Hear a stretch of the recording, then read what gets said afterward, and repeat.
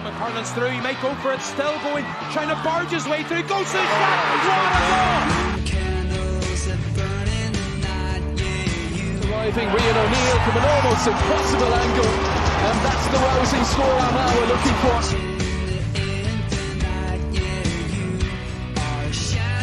Conor Turbin kicks this one in, oh that's absolutely superb.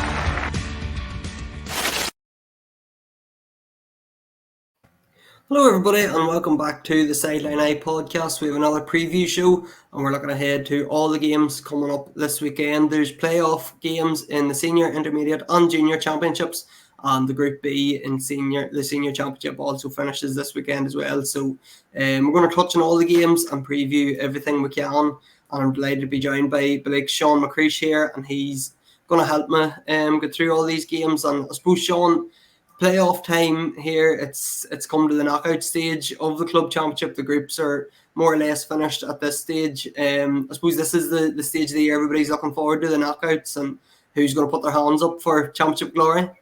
Yeah, definitely, Sean. Probably with the group stages, you sort of always had the first and second games, the sort of feeding games, but realistically, it always sort of came down to the last round of fixtures, and then after last weekend's games, it's into really the business end of stuff now. And the intermediate probably playoffs is throwing up some really decent fixtures actually. So there's a lot of those 8 teams going into that preliminary quarterfinals will probably see themselves as having a real chance of getting to a quarterfinal now. And as usual, Sean, we'll start with the senior championship. And as I mentioned, Group B still has to play their round 3 games, but we'll look at the playoffs here first. And we have two fixtures this weekend. We have Mullabone taking on Mahary, that's in the Boxhead Athletic Grounds on Friday evening, and Clonard taking on Ballymcnab in Pearse Park on Sunday evening. So both these games are going to be live on Armagh TV as well. And the Mullabone and Mahary won first. Sean, back in the first game of the year in the athletic grounds and under lights and everything, it's going to really feel like championship time kicking in. Yeah, definitely. It's probably the same in every club, but that's what the crack in the change rooms be in January, February time. Getting to the athletic grounds under lights, so Mahary and Mullabone's going to be kicking it off this weekend. That's actually going to be a really good game, I think. Probably both teams would sort of match themselves level against each other. You'll have the Mahary team with the county boys back in it from obviously not playing the league side, so they'll be going with confidence. And then just knowing a few of them Mullabone players, they'll be quite confident. They'll be definitely quite confident going down Friday night and getting a win. It'll be definitely a good start anyway for the weekends of football. I think both teams go in good enough form too, Sean, because when Mahary lost to Madden in the first round by 2 points, Mullabone suffered a heavy enough defeat in the first round against the Harps, but both bounced back from those defeats. And obviously Mahary's sort of eye-catching win over Clonard, and they beat St Peter's as well, like Mullabone, they beat Drummondhay and Ballymcnab then. So both teams have put back-to-back wins together there, so they're heading in good form. Yeah, definitely. And I suppose, as you said, the bounce back after the first round of defeats was massive for them all, for both, especially the Mullabone one, because it could have went really 2 ways there. They could have just maybe petered out from their group from losing that first game. They probably would have targeted that Armagh Harps game and thought they could get a win there, but then they definitely played well. And then looking at the Mahary one, the big one for Mahary was obviously the Clonard one. That was a massive result for them. It just shows that they're still a serious senior contender, in terms of competing with the top teams. Yeah, you can always throw in it was just the group stage, but at senior level, it's always about beating the best teams, and Mahary can prove that they've done that. And just before we move on, Sean, just want to talk to you a bit about Stephen Falker, because probably when we talk about Mahary, we talk about the county men and Aidan and Ben coming back in. Kieran Higgins has been injured, but I don't know if he's going to be fit for Friday or not. But Stephen seems to have been playing super stuff for Mahary. He kicked two absolute worldies against St Peter's last week. He obviously kicked the winner against Clonard in round 2 as well. So Stephen, he's been about, he's experienced, he has his 2 county medals in his back pocket, but he's playing serious stuff at the minute. Yeah, and somebody like Stephen Falker is priceless to Mahary there. it's just you hear the buzzword all the time, but he's probably kept them ticking over throughout the league in terms of setting standards and keeping the boys focused until knowing that the other county fellas are going to come back in. And it's just his leadership quality. Like, you look at the scores that he's kicking, it's if you're right in the middle of the field and you need to get a score, he's probably the first person you're looking for to get the ball. And I think I was listening to his interview after the last game. That he was sort of basically saying that's his job.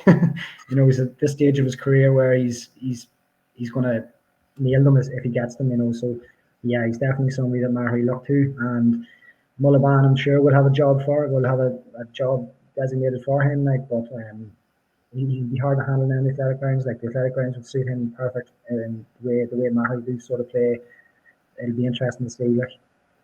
And who do you see coming out on top of that one, Sean? I agree with you. It's a very, very difficult one to call. Yeah, I just think with the experience of the boys coming back in from Mahari, I think it'd be very, very close. But again, I think coming to this stage of the championship now, knockout football, and given the fact that Mahari have been at the top end a couple of times, I fancy Mahari just to pip them in this one. Yeah, I'm going with that as well, Sean. I think, as you mentioned, the athletic grounds and the experience of them big championship nights, just you have to sort of weigh in behind Mahari, but an upset wouldn't be a major shock there either. The second game then, Clonerne on Ballymacnabb. As usual, I'm going to take a back seat and let you talk about this one. Sean, I couldn't get Mark Beatty or Tommy Coleman on this week because they needed an unbiased view, which neither of them two boys or me could offer. So I suppose Clonerne and Ballymacnabb, just immediate thoughts on the game. Sean, what do you make of this? Listen, it's two probably different ends of how the season's finished up in terms of league for them. You had Clonerne winning the league in terms of playing a really, really good brand of football, and then you had, unfortunately, Ballymacnabb getting relegated into the intermediate. So they're obviously two different sides of it. Again, it's coming down to championship football, and it's coming down to experience, and both teams have that in abundance. Like, maybe Ballymacnabb maybe have answers a bit better for me, but I think they maybe lost 2 or 3 heads that were a bit experienced, and it's maybe a wee bit of a rebuilding job. But again, it's knockout championship football. They'll be well prepared for them, sure, with Ronan Murphy there, and he'll obviously try and keep them well focused. But if I was to say I'd pick a winner, I would probably go with Clonerne.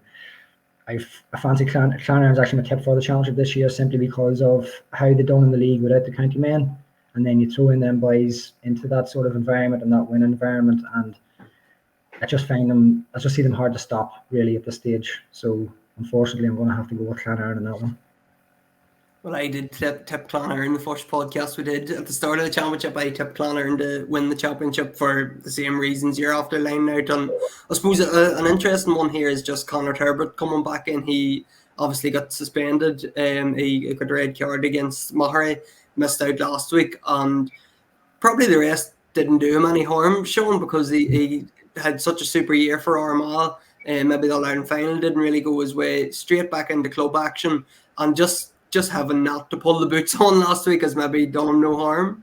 Yeah, like when you think about it, like to be winning games or to be competing at that level and not having the likes of a Conor Turbot it's massive. Like, to have him back in, and like probably some players are different, and as you said, that break will probably do him the world of good. To go from such a high and being at the top of his powers with the county, there was always going to be some sort of a drop off, and maybe he just thought, listen, 2 weeks off here, let me recharge the batteries and then go with a full assault to the club championship. It's probably going to be the best thing for him. Again, he's just quality. Like, you watch him at the county, and he's improving every single year, and he's definitely going to be one to watch now the rest of the championship anyway. So there's group games, obviously, as we said at the start too. We have Group B, that's going to be finished this weekend. There's Crossmaglen host Greenmore at 6 o'clock on Saturday evening. That game's going to be live on Armagh TV, and then you have Clonmagale taking on Sarsfields in Dalwood Park at the same time on Saturday. I suppose this one, Sean, Clonmagale and Sarsfields is a complete dead rubber. Clans can't be caught at the top of the table, and Sarsfields can't get off the bottom of the table, so they're out of the championship, and Clans are into the quarterfinals. So we'll deal with Cross and Greenmore. Both sides, I suppose, they know their draw for the playoff. Whoever wins this game is going to finish in second place, and they're going to play Silverbridge. Whoever loses, they're going to finish in third place and play Clevie in the playoffs. So I suppose an interesting dynamic here that it's a winner takes all, as in you're going for the second spot, but since you already know who's coming up with next in line, it's just a bit different than what the other groups had to face. Yeah, like you're gonna, I don't know, like you're probably gonna see a very, cagey game. Like, it's not going to be a spectacular game, obviously, just simply because of the end result, knowing who you're, or that you've qualified really. And like, to be honest with you, the 4 teams who's coming out of them games, like you'll have the Bridge, Clevie, Greenmore, and Cross. Like, it doesn't really matter who you put them up against. Like, they're going to find themselves confident of playing each other, no matter what sort of formations you get, second or third or whatever it is. But if you look at the quality of the sides as such, maybe, and how the season's finished up for them, you'd probably be tipping Cross there to come over Greenmore, and then Clan of Gale. Cross be tipping Greenmore anyway. Yeah, I'm going to go with that. But just before we move on to the Intermediate Championship, there was a surprise appearance, I suppose, on the bench for Cross last week. Jamie Clark didn't see game time, but he come back. He was the captain last year, hasn't played at all this year, but has been coached back into the squad. So I suppose Jamie coming back, Sean, we didn't see him last week. I don't know if we'll see him this week or not, because he's only back into the squad, but he's a man that's going to offer plenty of experience, plenty of ability as well, as we know down through the years. But Jamie coming back into that squad, it makes it a wee bit dangerous, a wee bit more dangerous, that cross attack. Yeah, definitely. Like, it's just what you said there, is experience. Jamie's around the same age as myself now, 35, 36, and it's just what he can bring in terms of around the change room. I would assume he's a good person still to have around the group whenever he's there, and he'll definitely listen. He'll probably not play much football in terms of starting games for Cross, but as an impact sub, he's massive there. He's always going to be, no matter what time of the year Jamie Clark's playing, if he's coming on, you're definitely thinking about him and you're worrying about him. And then managers on the sideline are thinking, right, how are we going to sort of try and put out this wee fire here at the minute? But he definitely make an impact, no doubt, in the championship the rest of the year.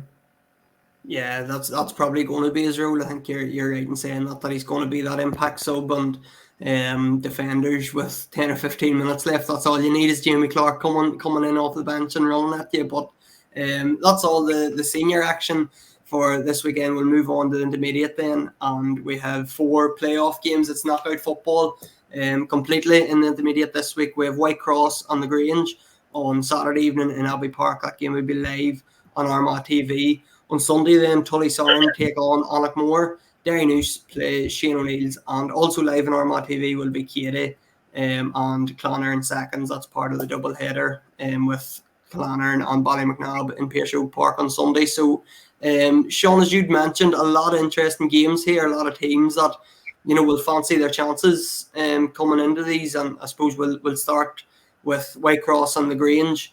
Whitecross were beat the first round. St Paul's beat them, and I was at that game. I think 5 points was the difference in the end, but the gap between the two teams felt a lot larger than 5 points. Whitecross got a goal and maybe a few points at the end of it, just sort of reduced the gap. But they beat Shane's then. They come back incredibly to beat Shane's and finish the group stage off with a win over Tiernogue last week to grab second spot in the group. So they're in really good form at the minute. Yeah, definitely, and probably that St Paul's game was a bit of a reality check for them too, maybe, because they finished the league very, very strong. They finished the league, I think, with 4 wins on the bounce, and then ended up getting promoted too, from 2B. So they probably would have been coming into the championship with a wee bit of a buzz, and then they're meeting at St Paul's team who are experienced intermediate side, and probably just a wee bit of a reality check for them there too. So they've regrouped really, really well. One thing with Whitecross is they're a very proud club. They're a very proud bunch of players down there. And you can be rest assured that they'll definitely see that Grange game as one to get over. Similar teams probably in terms of where they are in terms of the league. I know the league splits obviously, but if you look at that as a whole league, they're right beside each other there, and they'll be thinking to themselves, if they get a good start against Grange, and nullify their threats in terms of, Ethan obviously and Ben Tolan, them boys, and Miho McKenna. They definitely see themselves as getting a chance to get to the quarters.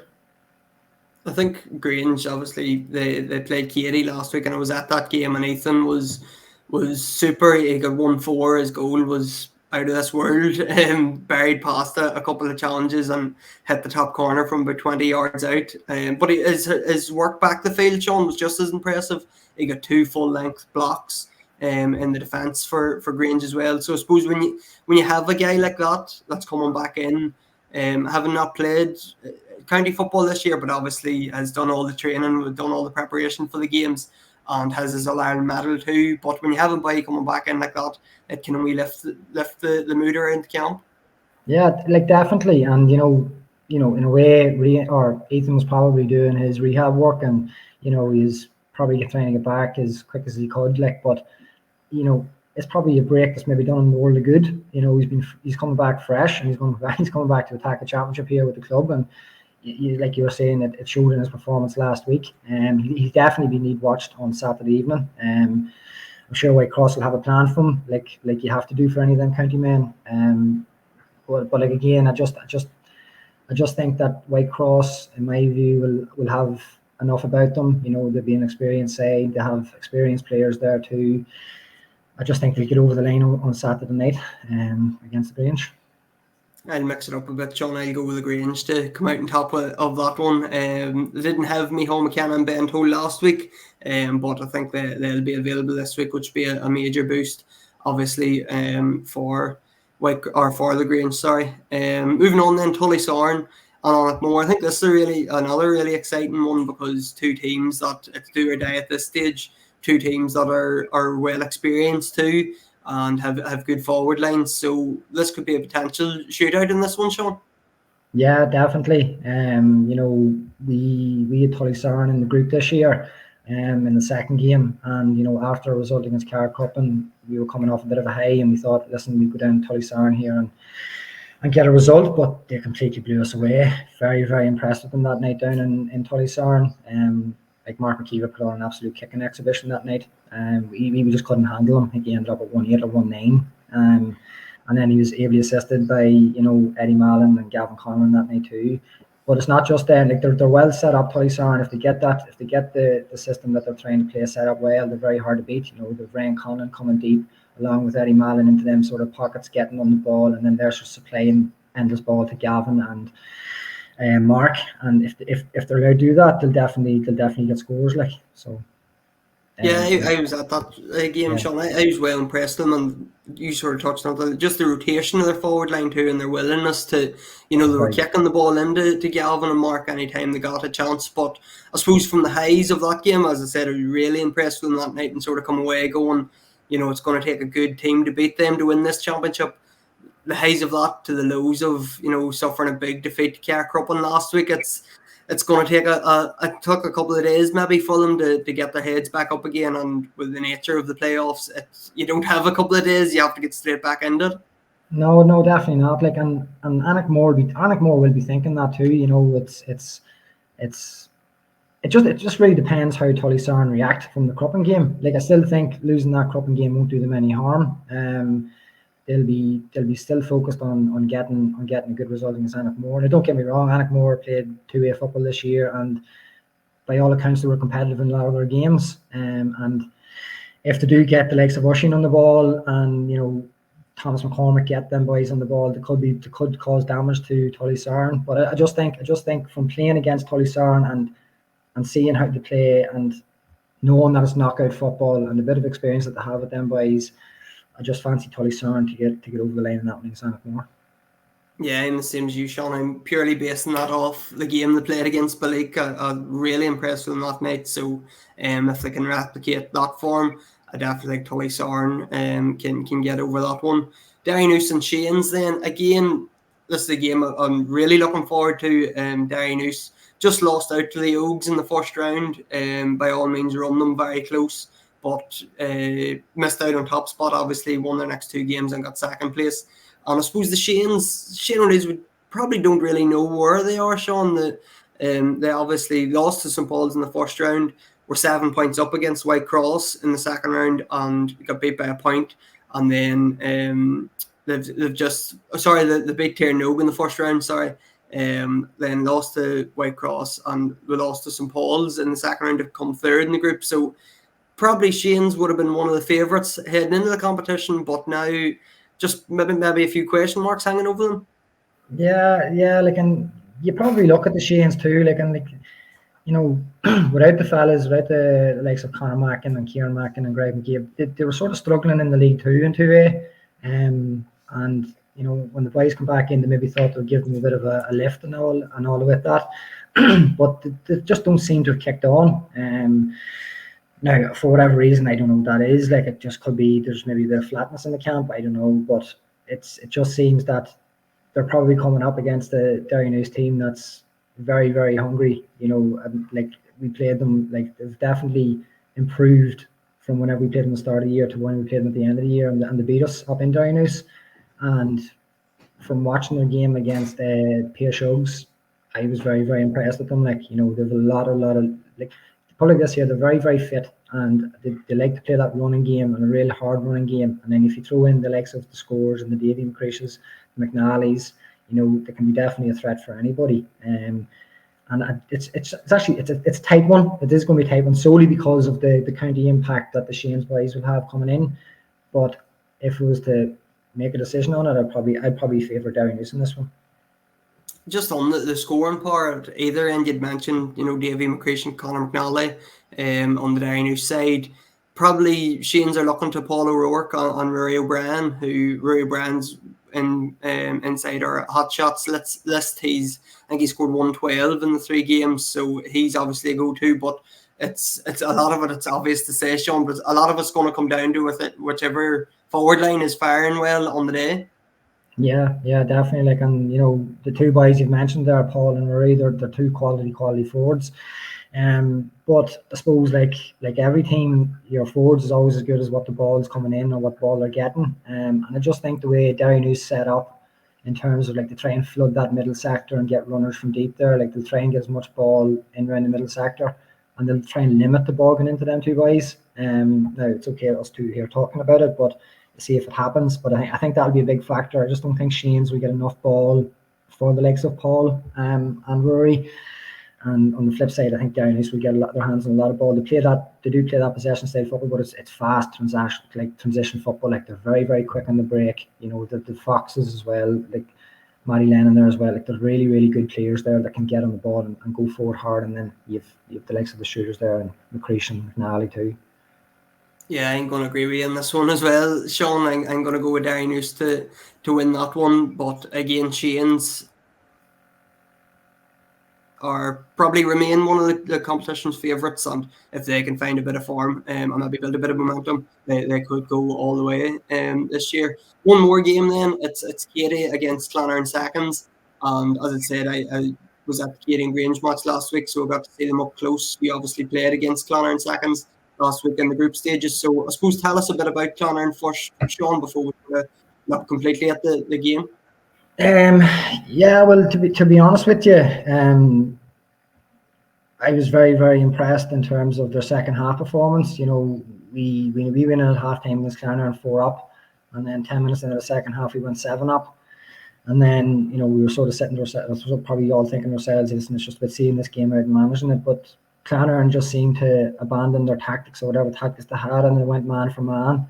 And then they just completely ran at us. Like, they're a young fit side. You know, if they get the legs of the runners on the ball, a young half back line who just like to run it, and they do have scoring options there. So they definitely impressed me. Now they're worthy for the 1 point win against us, to be honest, just solely because how they played the second half. They just abandoned everything else and went at us. And you know, I suppose on the flip side of that, there we probably didn't see it out.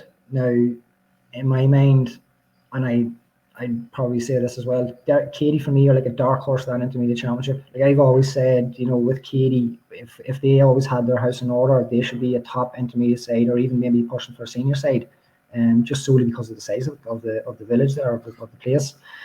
But I think with Simon in there, Simon Geary is a very, very shrewd man. Like, he's very, very tuned into all the stuff in terms of club football in Armagh, and I definitely think he'll have his homework done with that Clonard side. And if Katie do manage to get over this one here, because it could be seen as a banana skin for them, I think they have a really good chance of going to the final anyway.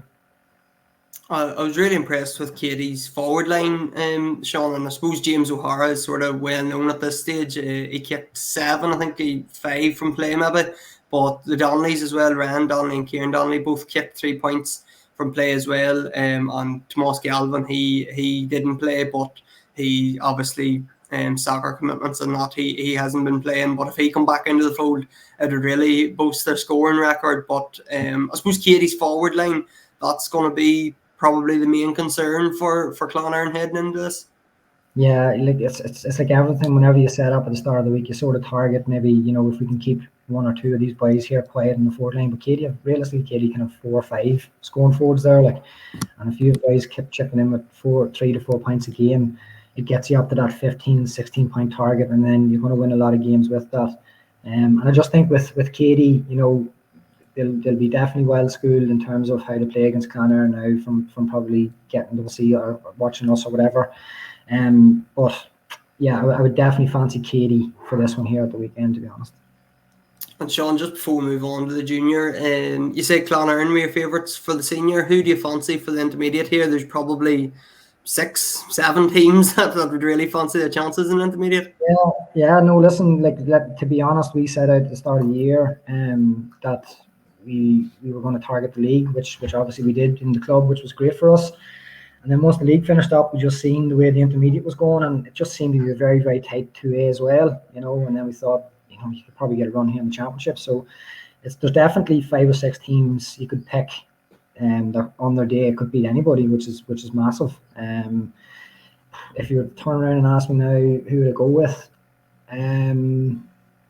I'd probably throw Katie in as a dark horse for me, and just solely having worked with him and seeing what he done with us and knowing what he's about in terms of how he creates a setup and creates an environment in a team. That's Gareth there with Pierce Hughes. I would see Pierce Hughes as probably the favourites to win it. And that's solely based on knowing Gareth and how he sets it up with the likes of Frank and Brandon in with him there as well.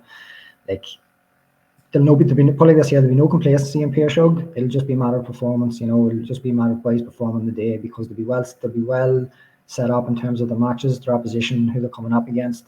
Gareth will have all that homework done, and it's just up to the boys to go out and perform, I suppose.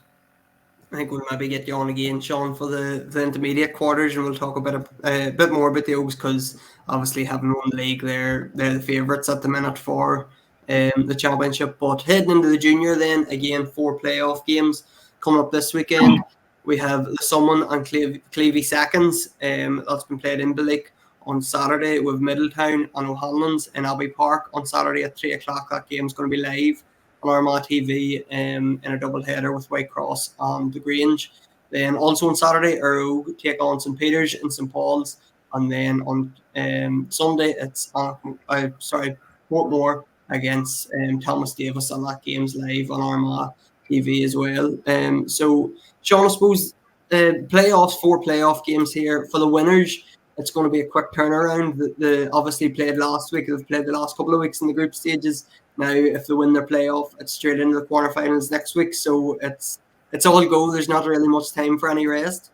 No, definitely not. And I suppose, listen, it's always the two sides of it. Like, players will always say that, it's great playing games and playing competitive games and running them off week on week, but it's a different thing actually doing it. Whenever you're into championship football, it's taxing, it's draining. You're going every week. And especially in the junior, the junior can be very, very hard to get over a game in terms of your body's absolutely shattered. It's a physical championship.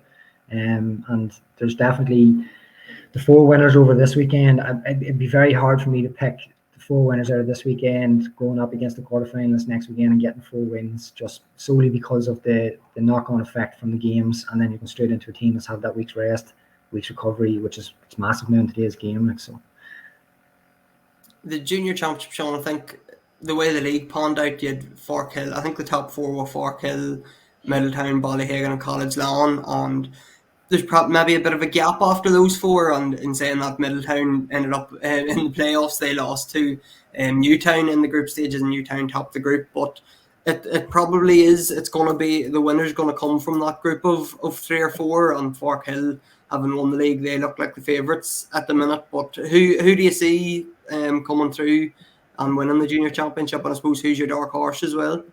Yeah, well, look, the obvious one is going to be Fork Hill. Like they've definitely kicked on from the league campaign. You know, they've racked up big scores there. Like, and I suppose that can be looked at two ways. You know, if you're coming into games where you're supposed to win and you maybe only get over by 1 or 2 points and you're supposed to win by more, it's like, well, they're not going that well, but they've set down a marker really, really early, and they've won them games convincingly, which is a testament to a side that is really serious about going after a championship. And then you just throw in the experience with the likes of Stephen Sheridan, Jamar, and Cormac Toner, and them boys. You know, they're quality players. Like you can't deny that they're very good players in junior football. And it's going to take a really good side to turn them over. In terms of a dark horse, probably just because of his experience with Derry Noose and winning the championship, and he's over at the College Land, is Paul Doyle there. You know, I don't know if he's maybe going to do a Houdini act with them, like, but you know, they could be a dark horse simply because I'd give them that factor just because of himself being over them and being there and done it and know what it's about. Like he's a top manager as well, and outside of that, it's probably another 4 or 5 teams that could tip somebody on the day. Really, you know, Middletowns or Newtowns, they could take a scalp off maybe one of those teams, but it's very, very hard to look past Fork Hill as well. Yeah, I'm on board with that. I think it's Fork Hills to lose at the minute, as you said. The form they've been in the group stages and not taking the foot off the gas. It looks like they're determined to go and win that junior championship. Sean, great to hear from you. Thanks very much for coming on. That's all we'll have for our preview show. We'll be back obviously on Sunday evening again. We'll have our club roundup show. We'll be discussing all the results and all the games that from this weekend, and we'll be doing our usual top scores charts, our players of the week, and everything else with previews for all these games as well, interviews and everything else involved in the club championship. So Sean, great to hear from you. Thanks very much for coming on, and we look forward to another good weekend of club action. Cheers, Sean. Thank you.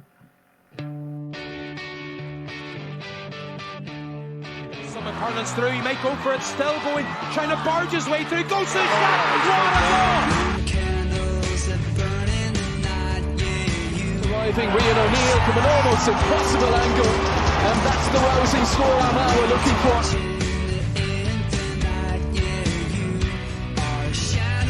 Connor Turbin kicks this one in on an absolute